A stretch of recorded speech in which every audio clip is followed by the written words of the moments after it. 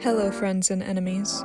Welcome back to another episode of Character Forge, where I write and design a character intended for Dungeons & Dragons. In my last video, I redid and updated the character design for my current character I play, Vlad, who is a vampire cleric and paladin. In this video, this will be the first time I make a character from scratch for the series, and I'm really excited to get into it.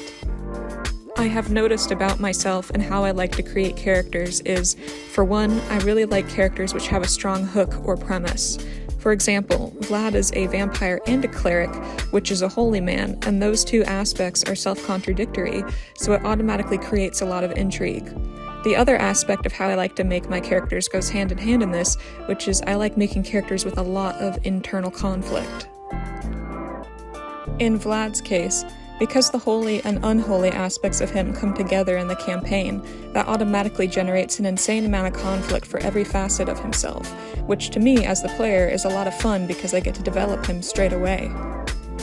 I have found that useful and personally fulfilling, because like all D&D campaigns, it takes a minute for the story and character work to get off the ground.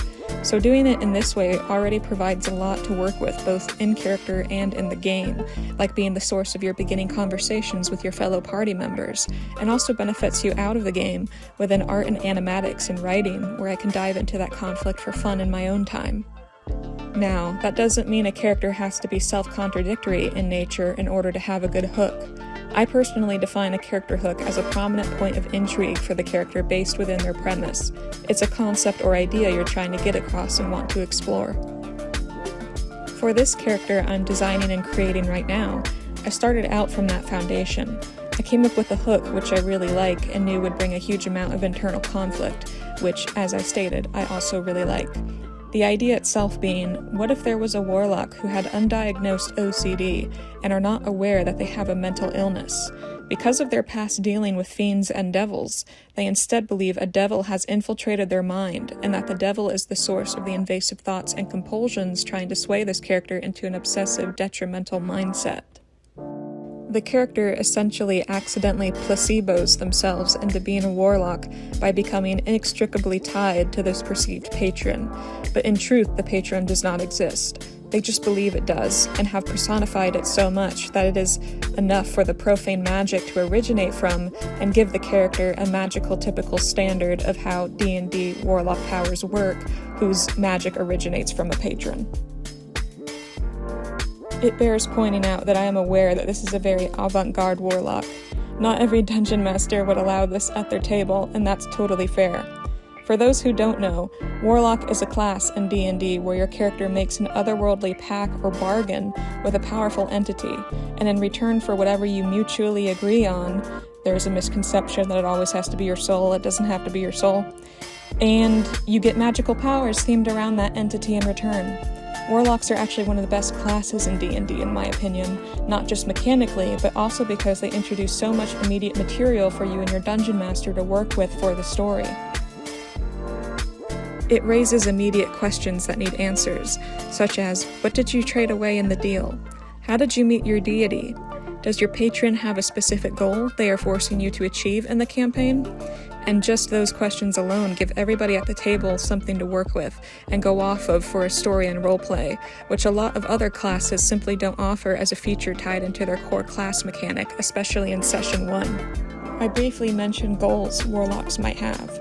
In a lot of campaigns, often the main goal of the warlock is directly tied to their patron and consists of either helping them and being their agent, or going against them and stopping them, even if in doing so revokes your magic. One fact about warlocks that I learned recently is that you can also get very creative with how a patron reaches out to you, or how you reach out to them. Ford's patron in Critical Role Campaign 2 is a giant kraken-like deity that saved his life during a disaster aboard a ship. Ford woke up on the beach shore bound to him and expected to do his bidding. That creative choice was always interesting to me as its own subversion of the typical warlock premise, because as far as I can remember, Ford never willingly signed a pact. Simply, his life was spared, and because of that, he is now in debt. That's not to say that a typical warlock patron deal of a literal soul contract can't be interesting in its own right, though. I am a part of 2 active campaigns, One I play Vlad in, and in the other one, I play a warlock druid multiclass. For her backstory, she was a part of a pact she made herself with a deity in standard warlock fashion. And yet, because of the details surrounding the pact, it ends up just as creative as Ford's, so it goes to show there is not one right or wrong way to do warlocks. Patrons can be whatever you want.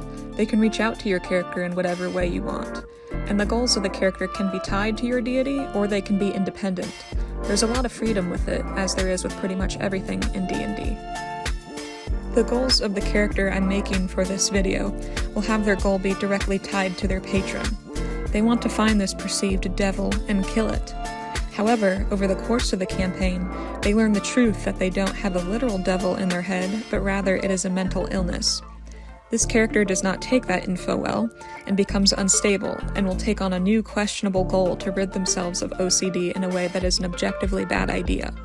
What that idea is, I don't know exactly yet. Before I get in the weeds with that, I need to give them a name and backstory. Ardere Ofev is a human. They are gender fluid, go by all pronouns, and are in their mid-20s. I think this goes without saying, but they are a pact of the fiend warlock. Ardere came from a moderately sized city, slightly on the outskirts of the region at large. It was not notable for any particular reason. It was just a normal city full of normal people. One day, however, the citizens ran for their lives as the city was suddenly pulled down into Avernus, the Hells. The sky overhead turned black, everything smelled of ash, and the sound of cheering imps, fiends, and other hellborn was deafening. The civilians looked around and found themselves standing in a gladiator coliseum. They were soon made to fight fiends, demons, monsters, and even each other. The devils were entertained not just by the physical brutality of it all, but especially by the emotional distress of it all. They capitalized on this opportunity and offered contracts to the most desperate of the people, promising their safety in exchange for whatever they demanded in return. Other civilians took the moral high ground and refused to fight each other. They were heavily punished and were promoted in the battle hierarchy, forced to fight harder monsters than the rest of them. People like Ardere adopted themselves into the cruel system they all found themselves in. By fighting whoever was given to them and doing everything they were instructed to do, Ardere and their immediate family gained benefits. It is something Ardere feels great shame over, but knows that they wouldn't change their actions if they had to do it all again. Their loyalty to their family outweighed any solidarity for a union uprising against their fellow people, especially seeing how those unions were punished for doing so. Ardere grew colder. After years of doing this, they settled into being a proper soldier. With this development, they also started to believe that they deserved less and less sympathy, and that they were just an extension of the whim of a devil, not a person in their own right. There were people close to them who refuted this. Their local cleric was one of these people. He was a human man, the same age as Ardere. Despite the horrors, he kept his faith in the goodness of others. This sparked a rift between the two of them, the cleric arguing Ardere still has a heart, while Ardere adamantly denies this and is mad at him for giving them hope that he might be right. Ardere continued on, fighting what they were instructed to fight as a gladiator and winning benefits for their family. They soon became a prized champion. One day, though, for the first time, they were utterly unprepared on the battlefield. Their opponent was revealed to be Dorian, the cleric. For the first time, Ardere faltered. They realized that, in that moment, this was the cleric's greatest punishment for his pacifism. He was to be killed not by a devil, but by a fellow human who he sees the best in, and by virtue of Ardere killing him, will prove that he was wrong about them. Dorian was calm and kept his composure. Ardere argued with him, demanding to know how he could stay so calm despite it all. The cleric simply said, "I know what I'm doing is right. There's nothing more to worry about," and with that, cast banishment on Ardere. As Ardere started fading away, they shouted out, "No, they're going to kill you if you do this." But all Dorian did was give a genuine smile back at them as they disappeared. The first thing Ardere noticed was the air. Even before they opened their eyes, their chest heaved, breathing clean air for the first time in several years. The rustle noise overhead wasn't from the beating of wings, but rather from the leaves of trees and the wind. Ardere took a breath in, then out. they were back.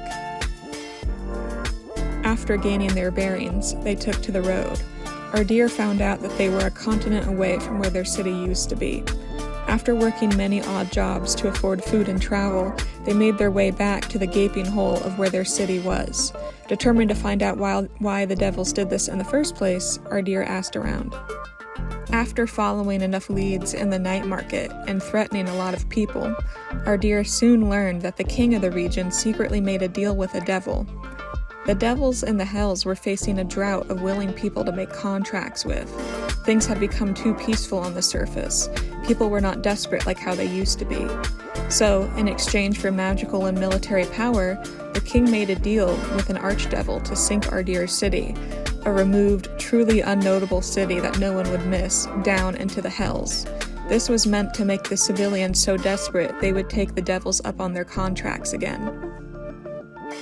Finding this out made Ardere absolutely burn with revenge. They became hyperfixated on one goal, to kill the man and the archdevil who did this. Nothing else mattered. They continued to work from the shadows, this time building up their reputation on the night market, as well as building up their own strength and finances for this goal. This is the catalyst of them joining the main adventuring party, which is where the other players will be a part of. At this point, we need to go deeper into Ardere's mental state. After the trauma of everything that happened to them, they, unknowingly to themselves, developed PTSD and OCD. Devils, imps, and other hellborn were all partitioning themselves to hunt Ardere down and drag one of the best gladiators back down to the hells, but all were unsuccessful. Ardere had learned how to hide, and when hiding didn't work, they fought, and they made sure they were never in a place far from criminal contacts who would help them beat a far stronger foe, using strength in numbers. Living this way made them paranoid all of the time. They were constantly on the lookout 24/7. This sense of being hunted also led them to believe that the OCD invasive thoughts and fears they were experiencing originated from a literal fiend trying to make them weak, as social and mental attacks similar in nature are very characteristic of how devils operate. Ardere is very much aware that the devil's tendency towards subterfuge separates them from the nature of most other hellborn. They also know for a fact that they have several devils on their trail who can reach them telepathically, so logic dictates that it must be one of them. Ardere lost hours to indulging in compulsions of being too scared to be around other people, worried about simple social conversations, despite needing the lifeline of their criminal safety net. They stayed inside for days straight and started to believe in a false, twisted version of themselves that the quote-unquote devil insisted they truly were inside. Then, something interesting started to happen. When the symptoms culminated at their worst, during OCD-induced breakdowns, Ardere could feel themselves surge with an unfamiliar kind of energy. Sparks would alight at their fingertips, and if they leaned into their rage, they could create infernos. This used to only happen when the devil in their mind was the loudest, but soon Ardere learned how to do it on command, leaning into the typical negative thought pattern on their own. This amazed them.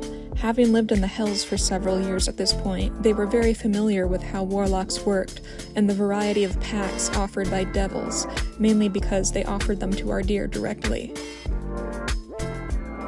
Ardere knew that devils take in return for power.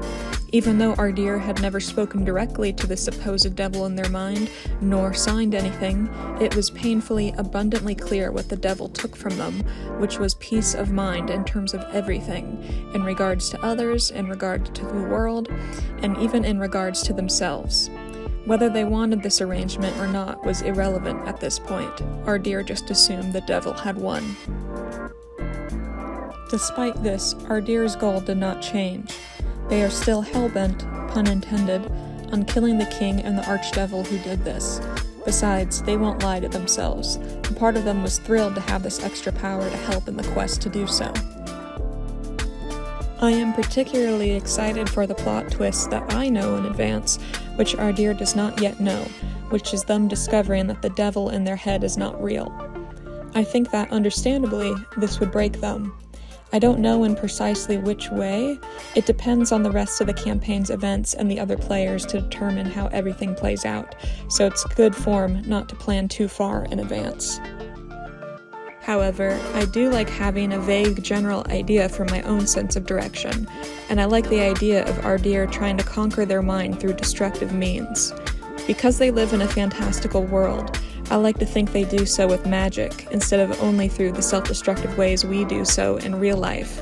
Namely, this is weaponizing the calm emotions spell. That's one of the other things I love about D&D, taking spells and using them for unconventional and unintended uses. I did this earlier with the spell Banishment in Ardere's backstory. For those who don't know, Banishment is a spell that clerics have which does multiple things, but the feature important for the backstory is that when a creature is targeted and fails to resist the spell, if the target is from a different plane of existence, they are automatically returned to that plane and the fight is over. Banishment is a combat spell, but I love using it for non-attacking means, such as in my Vlad video when I used it in conjunction with the Bag of Holding to escape to another part of the world. I thought it would be quite cute for Ardere to be saved by that spell from Dorian. Since Ardere is not from the Hells, they would be teleported back to their original material plane of existence, which is essentially Earth. In a similar, unconventional use of a spell, I like to think that in an attempt to cope with finding out that the devil in their head isn't a literal devil, Ardere abuses a positive spell meant for diffusing heightened difficult social situations, that spell being Calm Emotions. Calm Emotions is very self-explanatory.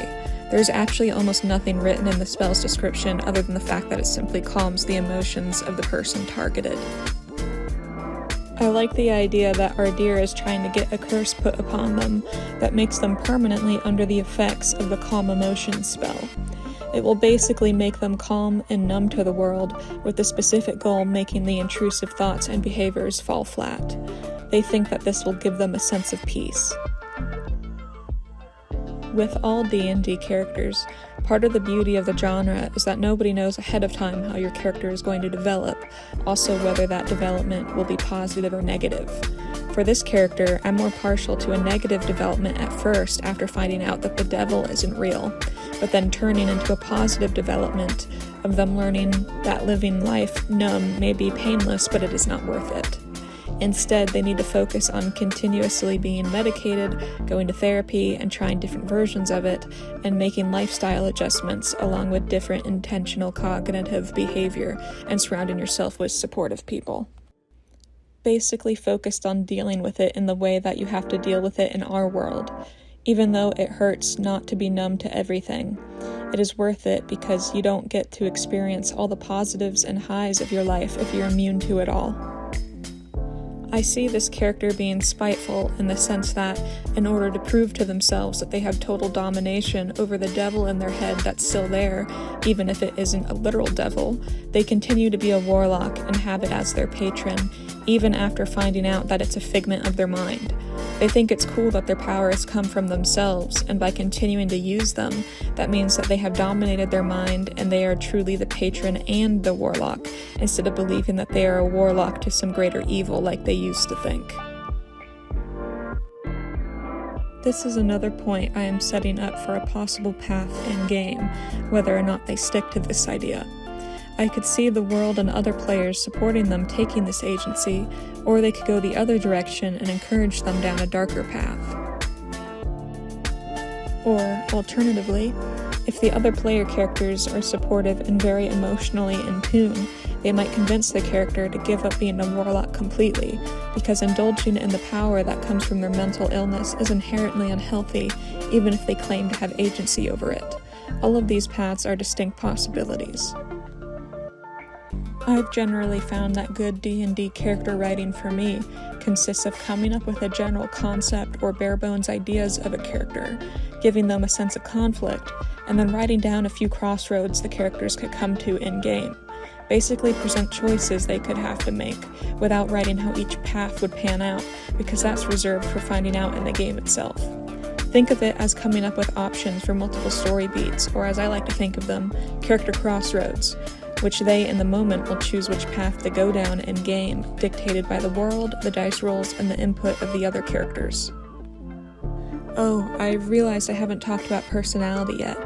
I don't know if this is just a me thing, but every time I plan a character's personality before playing them, I almost always end up deviating in a significant way. I'm not mad about this, because often this is simply more of myself coming through, which I see as a good thing. But it was definitely a skill I've only recently learned, and I'm still actively learning to incorporate the genuine aspects of myself which are relatable, but letting the character be something different than me. I know every D&D player has to practice this skill too, and admittedly, it is a really fun one to practice. It's also worth mentioning that there is absolutely nothing wrong with self-insert characters. My friends and I joke that Vlad absolutely is one for me, and he ended up that way accidentally. However, my druid/warlock multiclass, the other character I play, who I made more recently, is actually very different from me, and honestly, I've been quite proud of how she's turned out personality-wise. It's been very fun to watch my friends' faces react to me switching from Vlad, who is constantly dying trying to save everyone, to my druid/warlock, who is just out for a bloodthirsty revenge quest above anything else. But let's get back on topic with Ardere. Ardere has a very stubborn, standoffish personality. They are intellectual and perpetually exhausted, that exhaustion being their main personality trait. However, this does not stop them from participating in adventures or having a grand plan they are working towards. They are always battle-ready, but they know not to pick senseless fights for no reason, even when pride is on the line. That has been one of the most useful survival skills so far, and it will continue to serve them in the campaign itself. So that is the writing I have done for Ardere. In terms of their character design, I wanted to go with a stripped-down, almost blood hunter or monster hunter type of look. I referenced some art of different vampire hunters in media, but tried to make their weapons and clothing more devil hunting themed rather than vampire. I did this by giving them thick blacksmith clothing, along with insulated armor. In one of my references, there was a monster hunter who had these orb things on their combat vest. I don't know what they were intended for in that design. They are probably grenades or something similar. However, I really liked the shape language of the circles contrasting a boxier and angular frame, and wanted to incorporate that into Ardere's design. The orbs on Ardere are actually holy water bombs, since I tried to tailor the whole outfit to fighting the Hellborn specifically.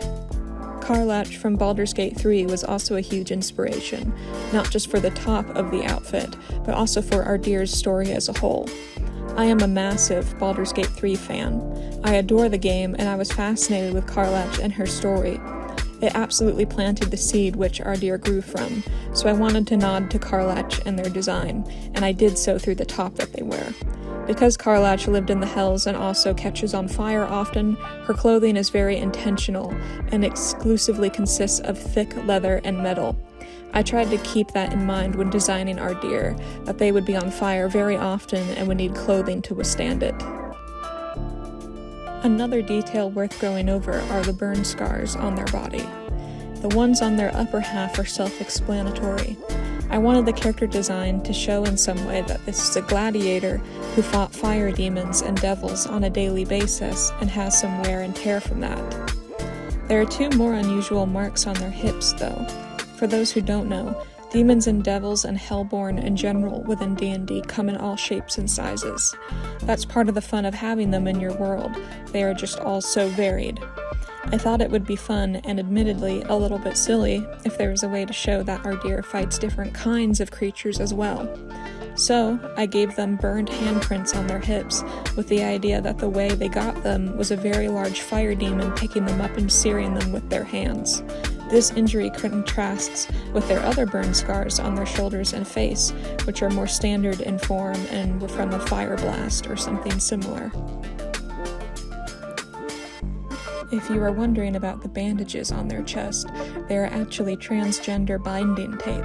It is a specific type of tape that acts similar to a chest binder, where transmasc individuals use to flatten their chest and help with gender dysphoria. Ardere has gone on HRT testosterone, and at first I thought it wouldn't make sense for them to be on T while they were trapped in the Hells, but then it occurred to me that it is very plausible that Hell would have a better healthcare system than America, so I decided to throw that detail in as part of the character design. You can see in the different iterations of Ardere that I create that I am experimenting with how muscular to make them too. After doing some various drawings, I'm liking Ardere on the side of really muscular, with a strong ability score and strength.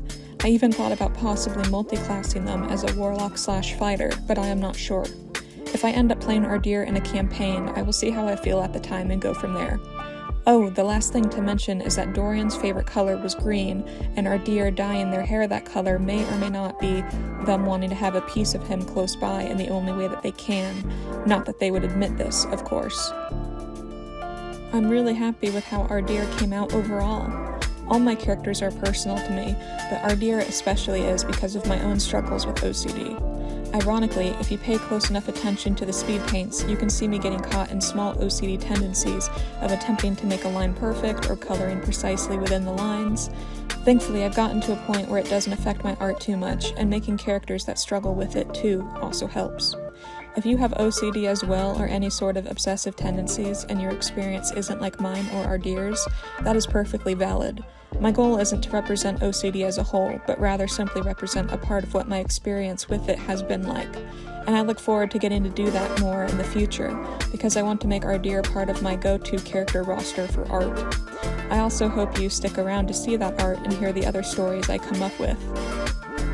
Thank you so much for watching. I'm a brand new channel, so liking and subscribing really helps me out. But regardless, have a great day, and thank you again. Bye!